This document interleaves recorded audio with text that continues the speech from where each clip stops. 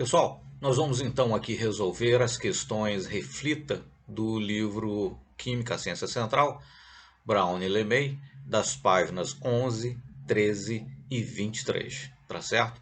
São todas questões do capítulo 1, né? Que trata aí de medidas, etc. Enfim, né? Aquela parte introdutória do conteúdo.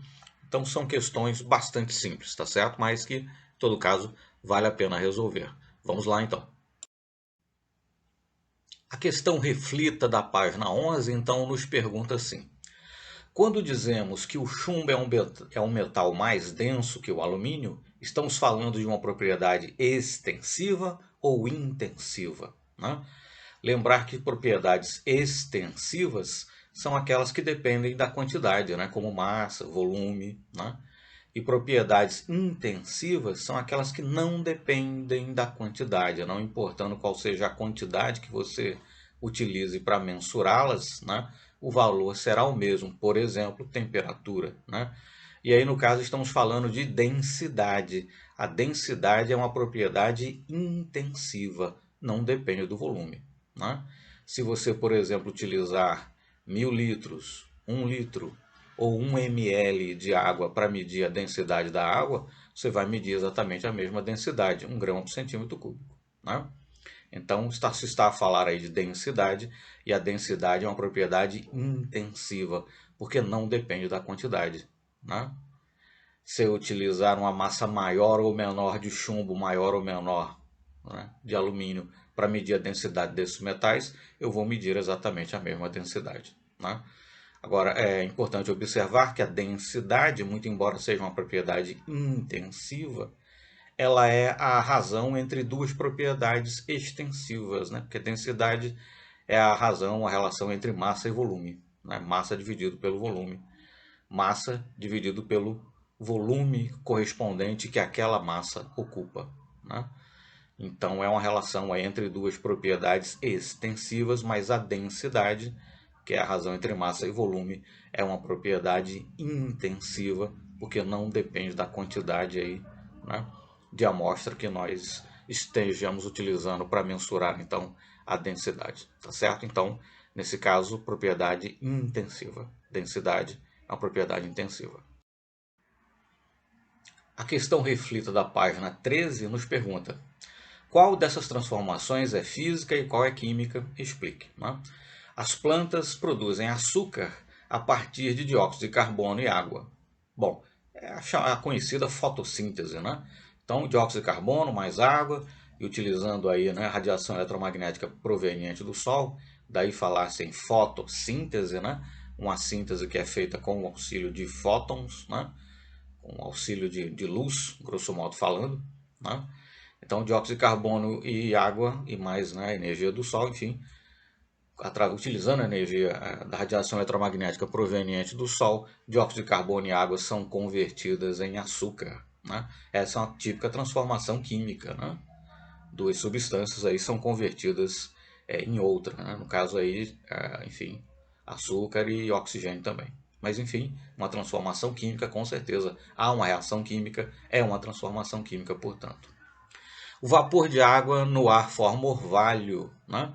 Bom, aquele orvalho nada mais é do que a água que estava sob forma de vapor na atmosfera, que ao entrar em contato com uma superfície mais resfriada, né? Uma superfície de uma folha, por exemplo, né? De alguma planta qualquer, que esteja numa temperatura um pouco mais baixa e então condensa, né? A água passa do estado de vapor, ela está no estado gasoso, passa para o estado líquido, né? Simplesmente muda de estado de agregação, né? De gás para líquido, é simplesmente uma transformação física. E um ourives derrete uma pepita de ouro e a estica para formar um fio, né? É uma transformação física também, né? Você aquece o ouro, ele passa de sólido para líquido e uma vez no estado líquido, né? Ou enfim, já um pouco amolecido, né? Nesse caso ele não chega a liquefazer por completo, mas enfim, já um pouco amolecido, o ourives estica essa pepita, né, de ouro para formar um fio, mas simplesmente você tem aí uma mudança de estado físico, né? Você passou do estado sólido para o estado líquido, ou enfim, né? Coisa que o vale amoleceu ali a pepita, né? Isso não chegou a fundir completamente toda ela, mas enfim, Em todo caso, você nada mais fez do que uma transformação física também, né? Uma mudança aí de estado de agregação. O ouro continua sendo ouro, né? Não sofreu nenhum tipo de reação. Então, com certeza, uma transformação física apenas. E por fim, a questão da página 23 nos pergunta, né? Numa balança digital de banheiro e tal, né, norte-americana, é por isso que as massas estão sendo fornecidas aí em libras, né? Você mede 155,2, 154,8, 154,9 e 154,8 de novo, libras, né? Como você registraria o seu peso em libras? Bom, há várias maneiras de responder, né? Nesse caso, a pessoa se pesando, quer dizer, você não requer, né, não necessita de grande exatidão, né, no resultado. 154,8, 154,9, 154,8 de novo, né? 155,2, o inteiro mais próximo em cada uma dessas medidas é 155. Então você poderia perfeitamente expressar como sendo o seu peso igual a 155 libras, né? Se você quiser fazer isso com um pouco mais de rigor científico, digamos assim, você pode somar essas quatro massas e dividir por 4, né, e encontrar a média aritmética simples dessas quatro medidas, né? Seria também uma forma de fazê-lo, né? E em todo caso, então, a média, se você quiser arredondar, né, enfim, para o número que fosse mais próximo. Seria também um outro caminho, né? Então você pode simplesmente escolher aí o inteiro mais próximo, que é 155, ou pode, se for o caso, somar as quatro leituras, as quatro medidas, dividir por 4, e essa média aritmética simples expressaria então o seu peso. Enfim, tudo é uma questão de com qual nível aí de exatidão você deseja expressar, né?